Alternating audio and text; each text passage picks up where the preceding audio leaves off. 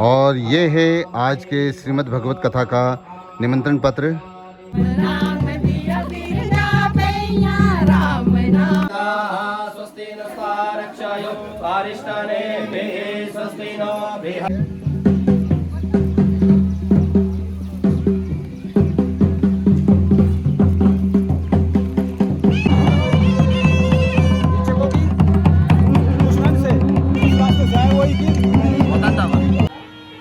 चिंता सब की है, एक मंजिल और हो जाए, बेटा नौकरी लग जाए, सैलरी बढ़ जाए, ओपीएस तो वो शुरू हो जाए, ये सब चीज। यहाँ पे चरोटियाँ वगैरह लग गई हैं और इनमें दालें वगैरह।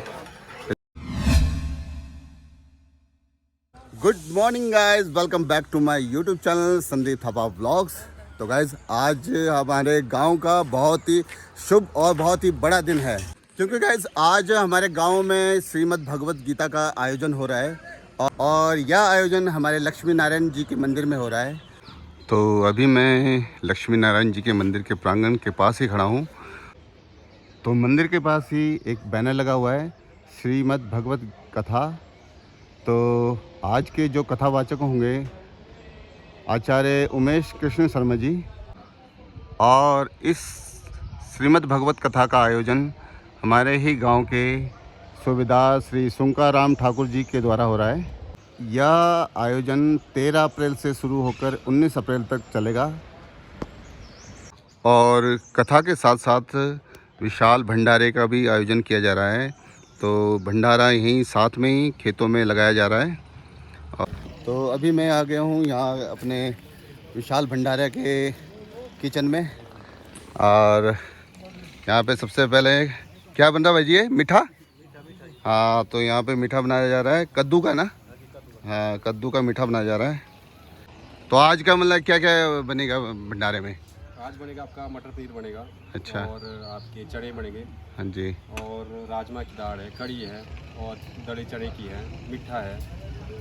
मेनू फिलहाल आज यही रहेगा, 6 सब्जियाँ है। अच्छा, तो मतलब ये अपना करसोग वाले स्टाइल में बनेगा सारा? जी जी, करसोग वाले। बाकी गाइज यहाँ पे देखो, किचन में देखो, यहाँ पे चरोटियाँ वगैरह लग गई हैं और इनमें दालें वगैरह अभी तो बॉयल ही हो रही है। हाँ, अभी बॉयल ही हो रही है। अभी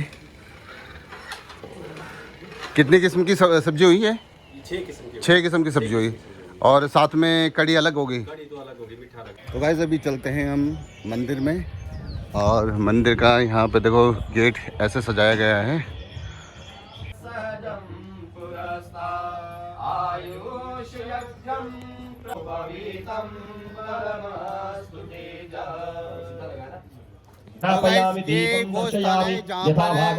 श्रीमद् भगवत गीता का सुनाया जाएगा और यहाँ पे बिछा दिया है भक्तजनों के लिए। और ये है आज के श्रीमद् भगवत कथा का निमंत्रण पत्र, जो कि कुछ दिन पहले ही सभी को बांट दिया गया था। तो इस निमंत्रण पत्र में बताया गया है कि यह 13 अप्रैल से 19 अप्रैल 2025 तक कथा चलेगी, और कथा का समय होगा दोपहर 12 बजे से शाम के 3 बजे तक, और कार्यक्रम स्थल रहेगा प्राचीन श्री लक्ष्मी नारायण मंदिर, द्वापरकालीन, नेर मझानू, तहसील जोगिंद्रनगर, डिस्ट्रिक्ट मंडी, हिमाचल प्रदेश। तो आगे बढ़ते हैं। तो अंदर इस निमंत्रण पत्र में लिखा गया है कि कार्यक्रम विवरण। तो सबसे पहले 13 अप्रैल 2025, जो कि आज का दिन है, आज सुबह 9 बजे से कलश यात्रा शुरू हो जाएगी, और आज ही के दिन दोपहर 2 बजे से कथा का शुभारंभ हो जाएगा, और यह कथा 19 अप्रैल तक चलेगा, और 19 अप्रैल को पूर्ण आहुति भी होगी। तो यह है कार्यक्रम का विवरण। और अगर कोई भक्तजन श्रीमद् भगवत कथा का श्रवण करना चाहता है तो इस कार्यक्रम स्थल पर पहुंच जाए। धन्यवाद।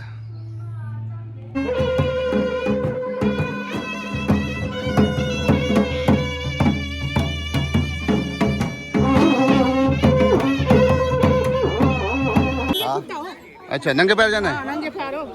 अच्छा, तो गाइस अभी कलश यात्रा के लिए सभी रेडी हो गए हैं, और पंडित जी बोलते हैं कि सभी जो भी कलश यात्रा में जाएंगे तो वो नंगे पैर ही जाएंगे, तो इसलिए मैंने यहाँ पे चप्पल खोल दिया है और चलते हैं अभी कलश यात्रा में। तो यहाँ पे कलश यात्रा के लिए जा रहे हैं।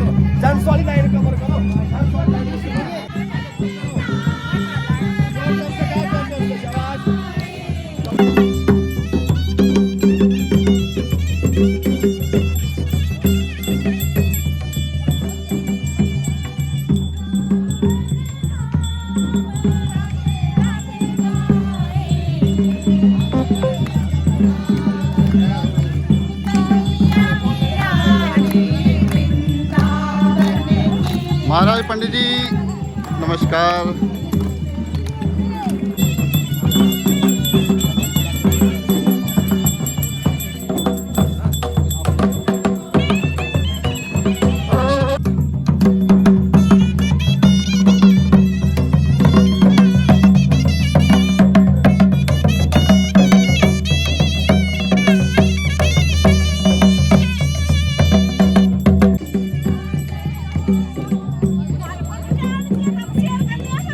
हाँ बिल्कुल बिल्कुल।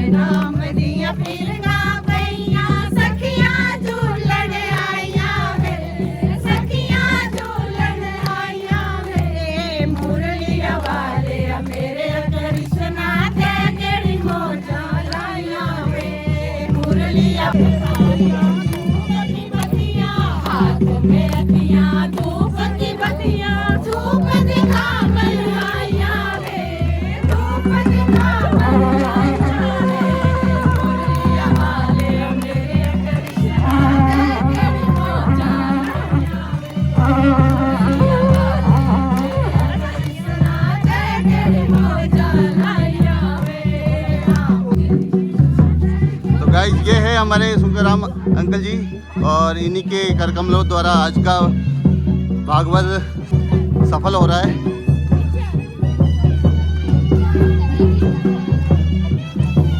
तो यही है हमारे सुंदराम अंकल जी जिनके कर कमलों के द्वारा आज का भागवत का शुभ आरंभ हुआ है। और अभी हम जा रहे हैं कलश यात्रा में और कलश यात्रा के लिए सभी नंगे पैर ही जा रहे हैं। और कलश यात्रा में हम जाएंगे अंकल जी के घर के पीछे जो नेचुरल बावड़ी है, प्राकृतिक बावड़ी है, वहाँ से चल लेके आएंगे और लक्ष्मी नारायण जी के मंदिर में वहाँ पर स्थापित करेंगे।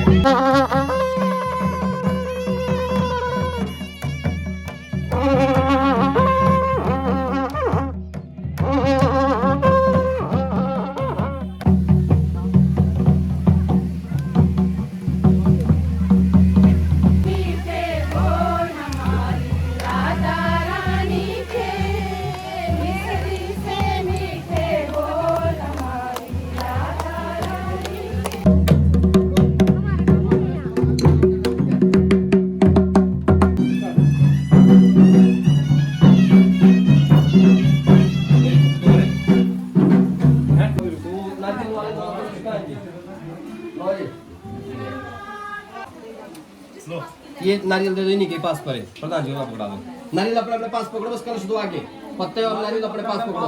तो अभी हम पहुंच गए हैं जहां से हमें जल लेना है और यह है प्राकृतिक कुंड। और अभी सभी पंडित जियों ने सभी से कलश वगैरह ले लिया है और यहाँ पे कलश इकट्ठा कर दिया है। इन्हीं में अभी इस कुंड का जल लेके जाएंगे। ओम भगवती मां गंगा देवी नमो नमः। ओम त्वं पुंडरीकाक्ष पुनः तु मामः। ओम पृथ्वी मंत्र से मेरे चंदा सूर्य देवता आसन पवित्र करने विनियोगः। पृथ्वी को हाथ लगाएंगे, पृथ्वी तो अर्थालोका देवी तो विश्वासतम च धार मां देवी पवित्रं कुरु च आसनम। भगवती वसुधायै नमो नमः।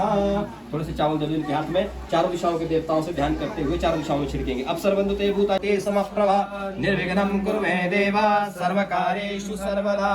हरि ओम गणानां त्वा गणपतिं हवामहे प्रियाणां त्वा प्रियपतिं हवामहे निधीनां त्वा निधिपतिं हवामहे। वसो मम आहमजानि गर्भधम त्वमजासि गर्भधम्। गजानन भगवान् गच्छन्तो महाभागा समुद्रा सरितो हृदा प्रवासं पुष्करं चैव विरजागया कुरुक्षेत्रं प्रयागं च भद्रकर्णं पृथोदकं गंगा च यमुना चैव ब्रह्मपुत्रा सरस्वती गोदावरी पयुष्णी च नदी चर्मण्डवती तथा शतद्रु पुष्करे चैव शोण चैव महानदा तुंगभद्रा च सिन्धुश्च पारावारस्तथैव च क्षिप्रः वेदवती चैव पुण्यो जम्बो नदस्तथा विपाशा कौशिकीरजुखता गुंगविः होतुरज्जम्। ओम भृगुस्वशुद्धम् आह्वयामि। मध्यकविष्णु आगच्छ जलदेवेश जलनाथ हयां पते तव पूजां करिष्यकतामाजस्य बृहस्पतिर्यजामिमं तन्नो त्वरिष्टं यजगं समिमं दधातु विदुकाय स्वाहा। तिष्ठन्तिभ्यः स्वाहा सर्ववन्तिभ्यः स्वाहा यनन्दाय स्वाहा। दक्षिणे यमाय नमः नैऋत्ये नृत्ये नमः पश्चिमे वरुणाय नमः वायव्ये वायुवे नमः उत्तरे कुबेराय नमः। स्वस्ति न बृहस्पतिर्वाः स्वस्ति नः पूषा विश्ववेदाः स्वस्ति नस्तारक्षयो अरिष्टनेमिः स्वस्ति नो बृहन्तारिक्षे पायोधाः पायस्वते प्रदिशा सन्तु मह्यं विष्णुर्भवसि वैष्णवमसि विष्णवेत्वा। ओम अग्निर्देवता वातो देवता सूर्यो देवता चंद्रमा ब्रह्मा। ओम एतन्ते देव सवितुर्यं प्राहुर्बृहस्पतये ब्रह्मणे।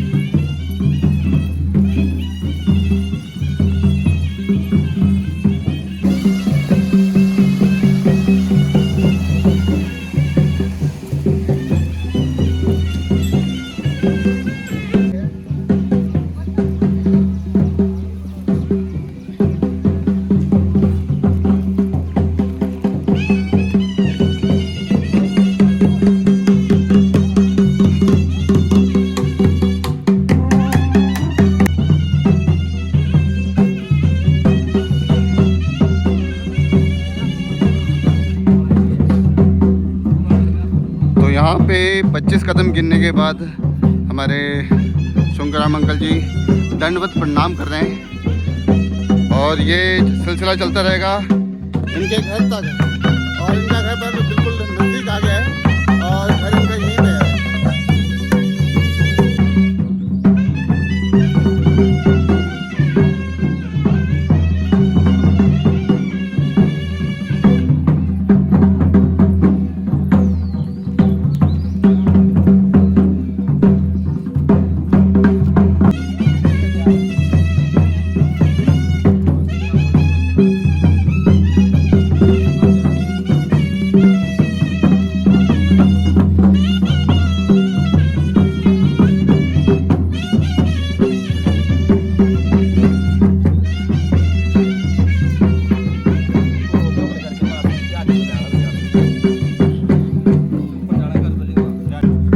इसी के साथ हम अंकल जी के घर पहुंच चुके हैं और ये रहा अंकल जी का घर और अंकल जी भी आ गए।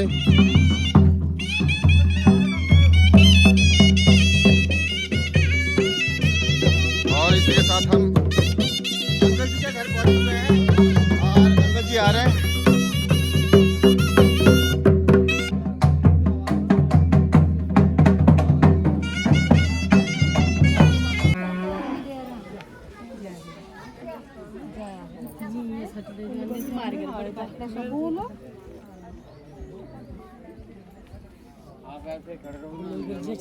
पहुंचे हैं अंकल जी के घर में और यहाँ पे एक पूजा होगी और पंडित जी से पूछते हैं क्या कौन सी पूजा है।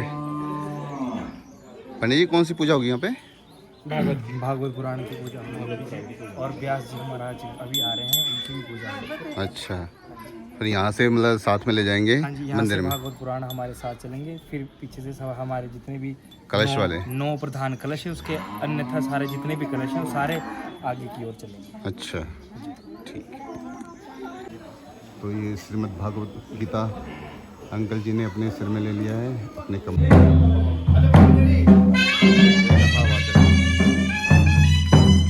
तो ये है हमारे कथावाचक। जय जय। हस्तोर्घ्यं समर्पयामि, मुखे जलाचमनं समर्पयामि, स्नानजलं समर्पयामि। श्रीमद्भागवत महापुराणाय नमः। पुराण पुरुषोत्तमाय नमो नमः। गन्धद्वारा दुराधर्षां नित्यपुष्टां करीषिणीं ईश्वरीं सर्वभूतानां तामिहोपवै श्रियं महा। अक्षता सुरश्रेष्ठा कुङ्कुमाक्ता शिशोभिता मये निवेदिता भक्त्या ग्रहण परमेश्वरः। माल्यादीनि सुगन्धीनि माल्यादीनि वै प्रभो मया हृतानि पुष्पाणि जागृतं प्रतिकृतां पुष्पमालां समर्पयामि। श्रीमद्भागवत महापुराणाय नमः। नाभ्या आसीदन्तरिक्षं शेषणोऽध्यो समवर्तता पद्भ्यां भूमिदिशा श्रोत्रा तथा लोकमाक्ता शिशोभिता मये निवेदिता भक्त्या ग्रहण परमेश्वरः। माल्यादीनि सुगन्धीनि माल्यादीनि वै प्रभो मया हृतानि पुष्पाणि जागृतं प्रतिकृतां पुष्पमालां समर्पयामि। श्री वेद व्यासाय नमः। की जय देवता की जय, देवता की जय, राम देवता की जय, श्री भगवान की जय, सभी देवी देवताओं की जय, अपने अपने गुरु महाराज की जय, भगवान की जय। जयकारा वीरभद्रंग बली हर हर महादेव।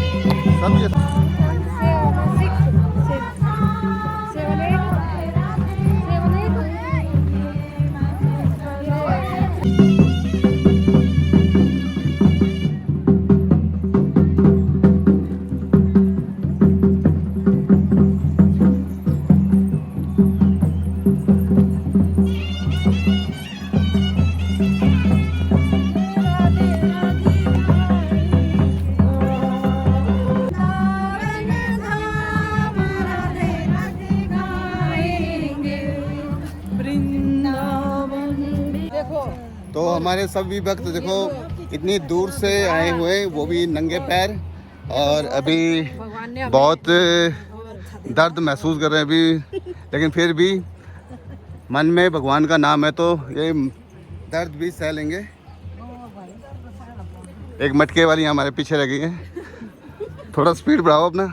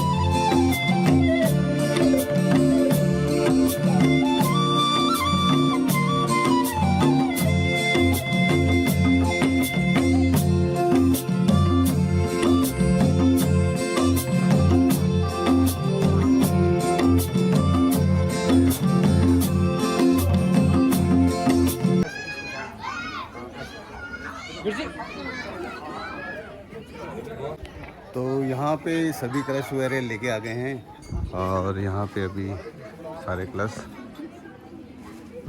गुरु जी के आसन के पास रख दिया है।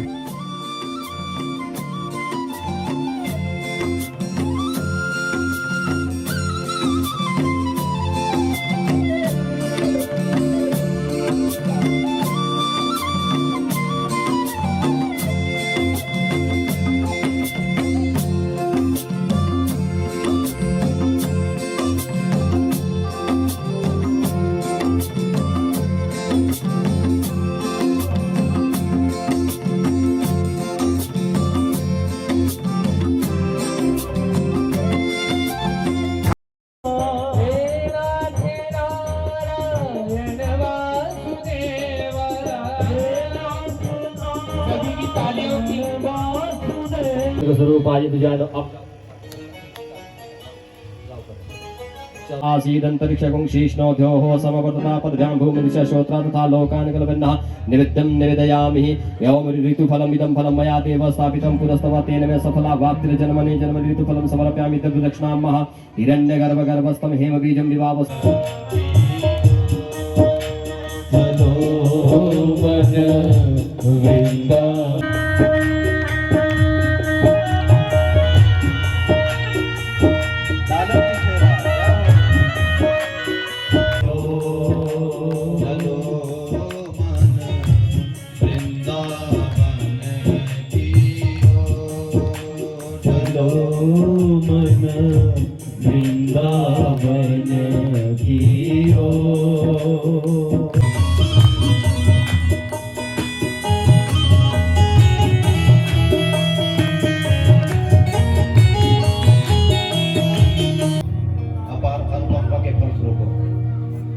इस दिव्य महायात्रा का आज प्रथम उत्सव है। इस परम पावनी भगवान नारायण की सनिधि में हम सभी लोग मिलकर के भागवत जी की शरण में बैठे हैं। ये ईश्वर की बहुत बड़ा सौभाग्य उस मानव का जो इस कली काल में भी जन्म लेने के पश्चात भगवान के श्री चरणों की प्रीति और भगवान की परम सानिधि जिसको प्राप्त हो जाए, वो जीव बहुत ही सौभाग्यशाली है। उन जीवों में हम आप लोग भी हैं। हम सब लोगों को बड़ी कृपा मेरे प्रभु की हुई है, जिसके फलस्वरूप हमें इस दिव्य महायात्रा का सब लोगों को प्रथम उत्सव में उपस्थित होने का लाभ प्राप्त हुआ है। ये बहुत बड़ी कृपा है। और ये जो हमारा देवभूमि हिमाचल प्रदेश के अंतर्गत छोटी काशी मंडी और मंडी के इस दिव्य जोगिंद्र नगर खंड के अंतर्गत उपमंडल के अंतर्गत झारनू ग्राम है। और इसी गांव में इतना सुंदर मंदिर और इसी मंदिर में दिव्य भगवान श्री राधा कृष्ण की दिव्य झांकी। और मैं वार्तालाप कर ही रहा था, जितनी सुंदर झांकी यहाँ पर हमें दर्शन करने का हमें लाभ प्राप्त होता है, इतनी ही सुंदर झांकी में वृंदावन में राधा वल्लभ के रूप में है। कभी वृंदावन जाओ तो राधा वल्लभ भगवान और राधा वल्लभ के दर्शन करने हैं, चाहे यहाँ के दर्शन करने हैं, बिल्कुल एक बराबर है। अंदर जाकर के जब प्रभु के पास जाते हैं, यहाँ पर दर्शन करते हैं, एक आंतरिक आनंद मिलता है, मानो साक्षात मेरे प्रभु यहाँ पर विराज। और मुझे लगता है कि वृंदावन के बाद यदि कहीं स्थान है तो वृंदावन के बाद मझारनू ही जगह है जहां पर भगवान की परम सानिध्य है। प्रभु की ऐसी कृपा के परम स्वरूप और इसी मझारनू के हमारे प्रिय स्नेही और नारायण के परम उपासक, जिन्होंने पहले देश सेवा करते हुए अब सनातन सेवा में ये निकले हैं, श्री सुंकाराम ठाकुर जी। इनके हृदय में सबसे पहले भगवान ने ये बीज बोया लगभग 8 साल पहले, और आज ये वृक्ष फल देने के लिए तैयार है और हम सभी लोग फल का रस आस्वादन करने के लिए तैयार है। तालियां जोर से बजाना, कंजूसी मत करना। क्योंकि बीज दिखता नहीं है। हम तो सिर्फ फल खाते हैं, लेकिन उस बीज का कभी धन्यवाद नहीं करते, जिस बीज के बोने के बाद ही वृक्ष के द्वारा ही फल प्राप्त होता है। बहुत पहले देखिए भगवान कब प्रकट होते हैं? जब पहली बार मन में संकल्प होता है, भगवान उस दिन ही प्रकट होते हैं। और जिस दिन आपके मन का प्रथम दिवस में, जिस दिन पहली बार ऐसा विचार आया, कितने वर्ष पहले आया होगा कि इस परम पावन नगरी हमारे गांव के मध्य में नारायण जी का इतना परम धाम है, और हम गुरु जी चाहते हैं कि यहाँ पर एक पुनः वृंदावन जैसा आनंद मिले और इनकी सानिध्य में बैठ करके हमें कथा श्रवण करने का लाभ हो। ये कब होगा? और जिस दिन ये प्रश्न था उस दिन ही भगवान आपके हृदय में बैठ गए थे, और सभी लोग गांव वासियों ने मिल करके इस यज्ञ को, इस झंडे को उठाने का प्रयास किया, इस धर्म की ध्वजा को उठाने का प्रयास किया। ये बहुत बड़ी कृपा और बहुत आशीर्वाद भगवान का कि ऐसा परम सानिध्य हम सब लोगों को प्राप्त हो रहा है। देखिए भागवत जी कथा का गुणगान इस युग में हर क्षण व्यक्ति सुन सकता है, YouTube के माध्यम से सुन सकता है, और जगह जगह जहाँ पर धर्म यज्ञ हो रहे हैं, पहले तो सुनने को मिलता नहीं था, अब तो हर जगह यज्ञ चलते हैं, ऑनलाइन भी आप कथा सुनते हैं। लेकिन उस यज्ञ का उद्देश्य क्या है, ये महत्वपूर्ण है। यज्ञ का संकल्प क्या, ये महत्वपूर्ण है। और जब पहली बार इनसे वार्तालाप हुई तो उन्होंने एक ही बात कही थी, मेरे गाँव वाले बहुत अच्छे हैं गुरु जी, बहुत अच्छे, ये सभी बहुत अच्छे प्रेम वैष्णवी और सनातनी हैं। और ऐसा संकल्प उन्होंने जब लिया कि गुरु जी के ऐसा हो सकता है, हमने कहा क्यों नहीं होगा, जरूर होगा। और भगवान की प्रेरणा हुई, करे कब होगा, मगर जब ये चाहेंगे तब होगा। और इन्होंने अब चाह लिया तो अब होना भी शुरू हो गया। और इसमें पूरा जिस प्रकार से राजा भगीरथ ने तपस्या की, और भगीरथ के पुत्र भागीरथ ने तपस्या की, क्योंकि सगर के 60,000 पुत्र भस्म हो गए थे, पितृदोष लगा। और किस प्रकार से अब पितरों का उद्धार हो सके, ये संकल्प ढूंढते ढूंढते पूरी पृथ्वी पर भटके। अंत में जाकर के किसी सज्जन ने कहा भागीरथ से, भागीरथ यदि तुम वास्तव में अपने पितरों का उद्धार चाहते हैं, अपने पूर्वजों का उद्धार चाहते हैं, तो आप गंगा जी को प्रकट करो। कई युग बीत गए, गंगा जी प्रकट नहीं हुई। अंतोगत्वा उनकी जो कृपा है, उनके ऊपर जो कृपा है, उनकी जो तपस्या है, वो फलित हुई, और भगवान की बहुत बड़ी कृपा हुई, गंगा मैया प्रकट हो गई। और गंगा मैया जैसे ही प्रकट हुई, भगीरथ तो नहाए ही नहाए, भगीरथ के साथ साथ पूरा संसार आज तक नहा रहा है। उसी प्रकार से गंगा को लाने वाले एक भगीरथ है, और नहाने वाले हम आप सभी लोग इसमें हैं। ये बहुत बड़ी कृपा है। और ऐसा धार्मिक आयोजन और पूरे क्षेत्र के कल्याण के लिए ऐसा आयोजन करना चाहिए। पहले देश सेवा की, अब सनातन सेवा में निकले हैं, और हम सब लोग का परम सौभाग्य है कि हम सब लोग को भी कथा श्रवण करने का लाभ प्राप्त होगा, और हम सभी लोग भी गंगा मैया में गोता लगाते हुए तरेंगे। बोल भक्त वत्सल भगवान की जय। क्योंकि एक है भागवती गंगा, एक है भागीरथी गंगा। संसार से यदि व्यक्ति को तरना है तो दो गंगा का सानिध्य लेना पड़ेगा। एक है भागीरथी गंगा जो हरिद्वार से बहती है। कैसे तरे आदमी वहां? या तो मरना पड़ेगा, मरने के बाद यदि विधि विधान से हमारे बच्चों ने या हमारे परिवार के लोगों ने हमारी हड्डी या कोई राख वहां तक पहुंची, गंगा मैया ने भी कृपा कर ली, तो शायद हम तर जाए। यानी हमें गंगा मैया में तरने के लिए पहले मरना पड़ेगा, फिर तरेंगे। और दूसरी नदी है, दूसरी गंगा है भागवती गंगा। और भागवती गंगा में व्यक्ति कैसे तरता है? जैसे आप तर रहे हैं, शुरुआत आप आज बैठ गए हैं गंगा जी के तट पर, भागवती गंगा के तट पर बैठ गए हैं, और व्यास मुख से भागवती गंगा का प्रबल प्रवाह, और आप सभी लोग तट पर बैठे हैं।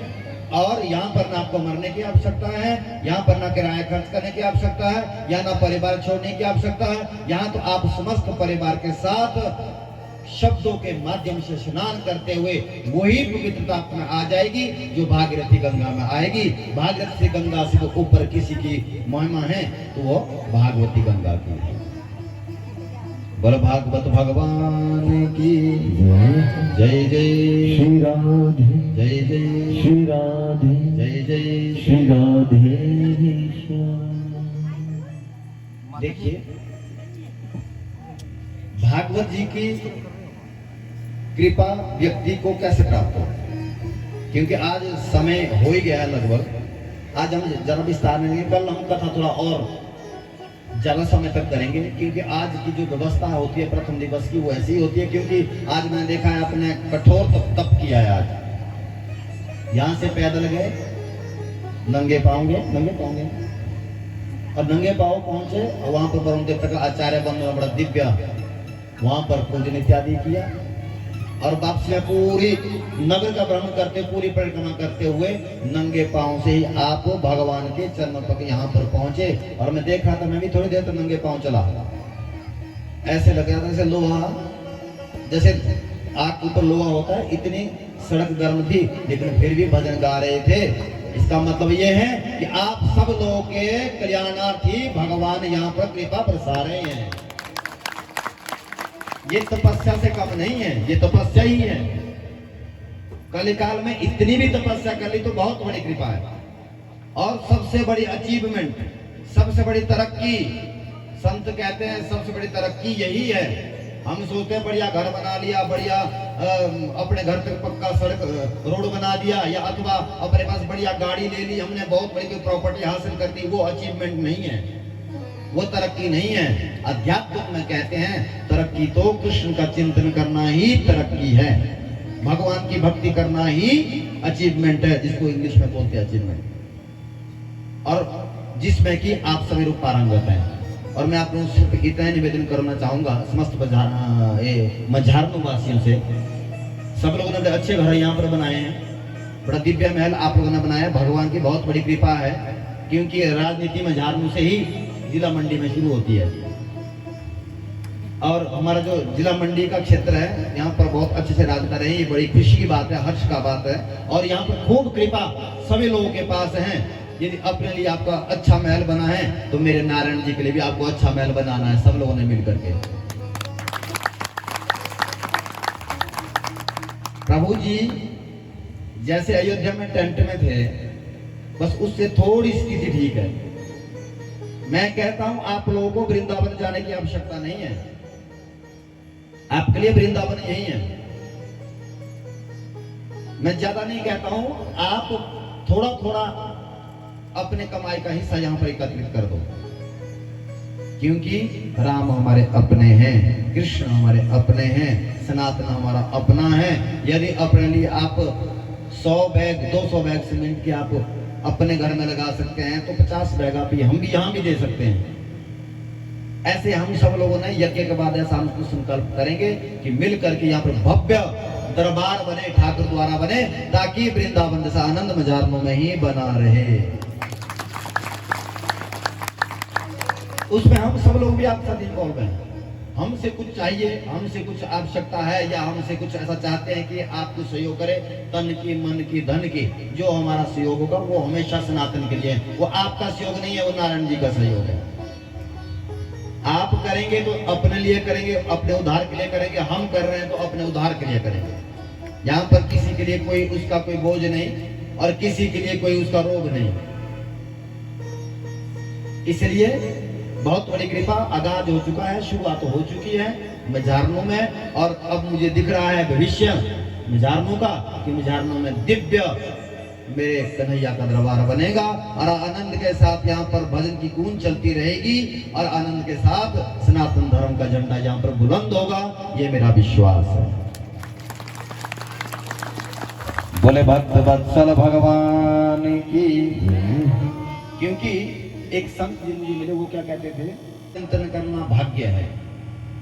भगवान का चिंतन करना क्या है, जोर से बोलो, भाग्य है। हर कोई चिंतन नहीं करता, अधिकतर चिंता करते हैं। आप अपनी चिंता सबकी है, एक मंजिल और हो जाए, बेटा नौकरी लग जाए, सैलरी बढ़ जाए, ओपीएस तो वो शुरू हो जाए, ये सब चिंता ही तो है। हाँ? झगड़ा खत्म हो जाए, ये सब चिंता है। और चिंतन क्या है? चिंतन वो है जो पूरे संसार की चिंता को छोड़ करके सनातन का चिंतन करता हो, कृष्ण का चिंतन करता हो, वही व्यक्ति का भाग्य है। समझो उसी व्यक्ति का ही भाग्य उदय है जो भगवान का चिंतन करता है, ऐसा संत जी कहते हैं। इसलिए भगवान का चिंतन करना भाग्य है और भगवान के प्रति समर्पण भाव भागवत के द्वारा, यानी कि भागवत के रूप में अपने घर में भगवान को बुलाना, यह है अहोभाग्य। पहले चिंतन करना भाग्य, भागवत भगवान को बुलाना अहोभाग्य, और भगवान की याद में कथा सुनना, ये है सौभाग्य। और इष्ट के मंदिर में, आराध्य के मंदिर में, कृष्ण के मंदिर में भागवत कथा का आयोजन करवाना, यह है परम भाग्य। और खुद कृष्ण के प्रेम में डूब जाना, यह है महाभाग्य। और जो इन सब लोग, इन सब कृपा के बावजूद भी इन ऐसे यज्ञों में, ऐसे धर्म यज्ञों में, ऐसी कथा में सम्मिलित ना हो, उस व्यक्ति का दुर्भाग्य है। अब तालियां मत बजाना। मजाक में क्या इतने लोग हैं क्या? हाँ जी, हाँ जी, ना जी बोलो, सब मजाक में ही हैं। अब तो तुम लोग याद आ रहे हो, पहले भी कथा सुनी है, हाँ जी ना जी तो बोलता है, और तब तक तुम आगे बढ़ते हैं तो जवाब नहीं मिलता है। इतने लोग हैं क्या मजाकों में? बहुत है ना। क्यों? उनका भी दुर्भाग्य है। जिस दिन का सौभाग्य हो जाएगा वो भी कथा पंडाल में आएंगे। अगर मेरा दुर्भाग्य होता शायद मुझे भी ना बुलाते, कोई ना कोई बहाना होता। जब तक व्यक्ति के समस्त कलमश समाप्त ना हो जाए, भगवान की दृष्टि में जब तक व्यक्ति निर्मल ना बन जाए, भगवान की दृष्टि में जब तक व्यक्ति पाप मुक्त ना बन जाए, तब तक वो कथा का सानिध्य प्राप्त नहीं कर सकता। यहाँ पर नो एंट्री है जिस व्यक्ति के अभी पाप शेष है। और मैं तो कहता हूं, पापों को धोने के लिए सबसे बढ़िया साबुन यदि है तो वो कथा ही है। अपने आहुति दीजिए। अपने घरों में हम रोज नहाते हैं, शैम्पू से नहाते हैं, हाँ क्या क्या लगाते होंगे, साबुन से नहाते हैं, पर आज तक मन को धोने वाला कोई साबुन नहीं मिला। ना ऑनलाइन मिलता, मैं तो देख भी रहा था कि ऑनलाइन मिला नहीं। ऐसा कोई साबुन मिल जाए जो अंदर खाया जाए और अंदर की मैल सारी निकल जाए। और अंदर के मैल को बाहर निकालने के लिए कथा सुनो, और बाहर के मैल को धोने के लिए आपके पास बढ़िया टाइल वाले बाथरूम में गीजर लगे हैं। उसके नहाने का कोई मतलब नहीं, पहले यहाँ पर नहा लो। वहां तो नहा ही नहीं है, पर यहाँ नहा लो। और दो दो गंगाएं प्रकट हैं आपके यहाँ। नहाने के लिए गंगा जल तुल्य पवित्र हिमाचल प्रदेश का बड़ा सुंदर निर्मल जड़ी बूटियों का जल है, जिसमें हम रोज नहाते ही हैं। और यहाँ पर तो भागवती गंगा का प्रबल प्रवाह आज से शुरू हो गया है। मैं तो कहता हूँ आध्यात्मिक चिंतन करते हुए, कृष्ण का चिंतन करते हुए यहाँ पर उपस्थित हो जाओ और अपना परम सौभाग्य भगवान के चरणों में अंकित कर दो। यही कृष्ण की कृपा है। और लोग कहते हैं, तब करते हैं, कहते हैं कि भगवान मिल जाए, भगवान मिल जाए। ध्यान से सुनना, अपना एक टारगेट बनाना चाहिए। जब संतों से हमारा डिस्कशन होता है तो वो एक ही बात कहते हैं, अपना टारगेट बनाना चाहिए। जैसे व्यक्ति का टारगेट होता है ना अपना, कि मैं नौकरी करूं, मैं ऊंची पोस्ट पे जा करके अपना कोई अच्छा टेस्ट क्वालिफाई करूं, ऐसा रहता ही है। तो भगवान कहते हैं कि मनुष्य का टारगेट क्या होना चाहिए? अथातो ब्रह्म जिज्ञासा। परमात्मा की प्राप्ति ही भगवान की सबसे बड़ी कृपा समझते हुए परमात्मा की प्राप्ति ही व्यक्ति का असली मकसद होना चाहिए, असली टारगेट होना चाहिए। भगवान ने इंसान बनाया, सुनने के लिए कान दिए, और फूलों की खुशबू सुनने के लिए नाक दिया, देखने के लिए आंखें दी, चलने के लिए पांव दिए, हाथ सेवा करने के लिए हाथ दिए। उसके बावजूद भी यदि हम अपना अध्यात्म मार्ग प्रशस्त नहीं कर पाते हैं तो हम जैसा दुर्भाग्यशाली कोई हो भी नहीं सकता।